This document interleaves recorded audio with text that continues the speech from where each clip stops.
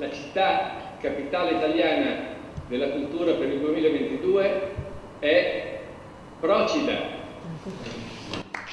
In videoconferenza il ministro Dario Franceschini annuncia l'assegnazione del titolo di Capitale Italiana della Cultura 2022 all'isola campana di Procida. Pieve di Soligo e le terre dell'Alta Marca ci hanno creduto fino alla fine. Il progetto, che ha permesso di arrivare tra le 10 finaliste, è stato valutato e apprezzato. Nella sala dove il sindaco Stefano Soldan e i suoi collaboratori hanno atteso e ricevuto il responso, scoppia un applauso di ringraziamento. Complimenti a Procida per la bellezza del loro programma e auguriamoci di poter far visita a questa bellissima città.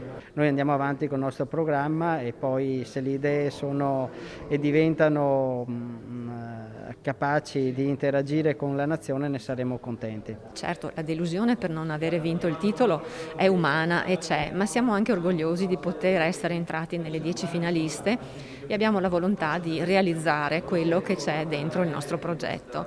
Quindi è solo una questione di cambiare prospettiva, di continuare a lavorare. Poi io dico anche che ci potrebbe essere un club fra le città trevigiane già candidate, come Vittorio Veneto, Montebelluna e Treviso, oggi anche Pieve di Soligo, per mettere insieme questi dossier e fare in modo che la cultura diventi un veicolo trainante per l'intera Marca trevigiana.